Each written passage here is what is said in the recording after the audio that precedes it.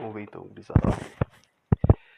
Essa questão traz 5 afirmativas, né? E a gente tem que analisar qual que é a verdadeira. A letra A fala que as leis de Newton respaldam a análise de movimentos em quaisquer referenciais. Não. A lei de Newton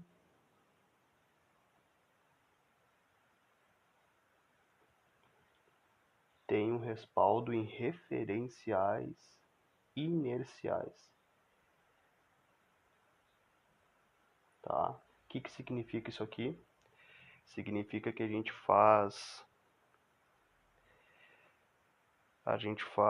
certas previsões de movimento utilizando objetos que estão em movimento inercial, ou seja, um objeto está parado em relação ao outro, ou ele mantém uma velocidade constante em relação ao outro, tá? A letra B fala que ao fazer uma curva, o passageiro de um veículo sente-se arremessado para fora por causa de uma força centrífuga, que é uma reação à força centrípeta. Mas não é verdade, né? Imagina que a gente tem um veículo com passageiro que vem em movimento reto. Deixa eu ver se está aparecendo aqui, está muito ruim essa caneta. Deixa eu trocar aqui. Então pensa que a gente tem um veículo que está vindo em movimento reto e em algum momento ele realiza uma curva, tá? O que acontece nesse sistema aqui?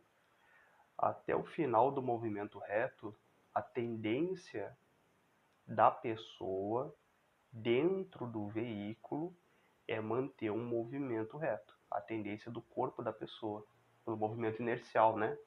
A pessoa está parada dentro do carro, logo a tendência dela é manter essa trajetória em linha reta. A partir do momento que existe uma curva, o sistema carro e pessoa são forçados a fazer essa curva aqui, tá? Para que a pessoa faça essa curva aqui, vai existir a força centrípeta, que é a responsável por fazer o objeto, o sistema do carro e a pessoa rotacionar na curva ali. Beleza. Só que como a pessoa está parada dentro do carro, a tendência do corpo da pessoa é sempre manter uma direção reta. Ou seja, o corpo da pessoa sempre vai estar saindo pela tangente do movimento aqui, ó. Tá?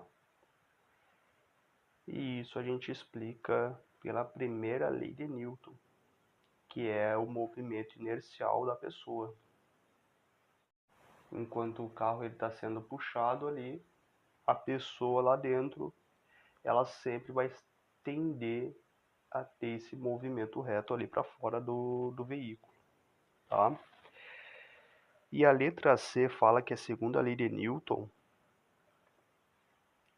estabelece uma relação de dependência direta entre o aumento da aceleração e a força resultante atuada sobre o corpo. E tá certo, né? Esse é o princípio fundamental da dinâmica. Força é igual a massa vezes a aceleração.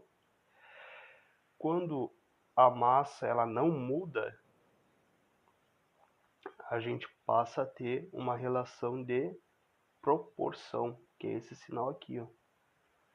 Força é proporcional à aceleração. Quanto maior a força, maior a aceleração atuando sobre o mesmo corpo, tá? Essa aqui é a resposta correta. A letra D fala que o conceito de força é responsável por causar sempre a variação do vetor da velocidade, nem sempre, né? Por que nem sempre, ó? A gente pode ter um conjunto de forças externas,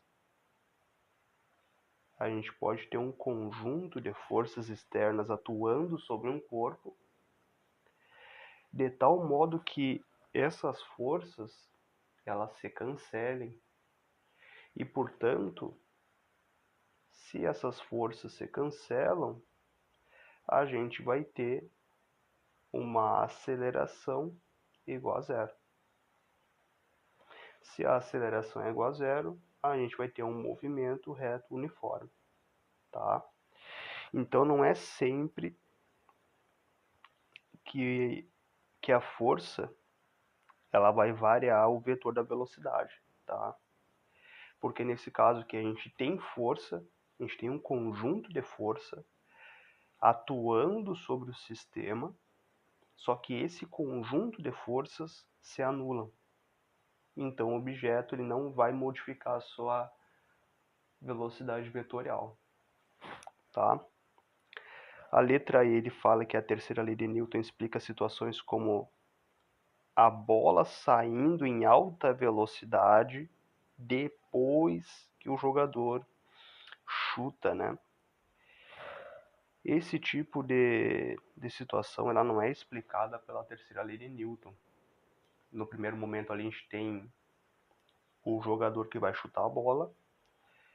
Quando o jogador chuta a bola, ele aplica uma força sobre a bola, então ele vai aplicar uma ação sobre a bola.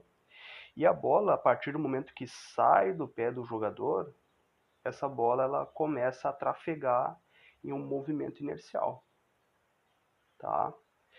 Se é um movimento inercial, a gente está analisando um sistema que leva em consideração a primeira lei de Newton ali, certo?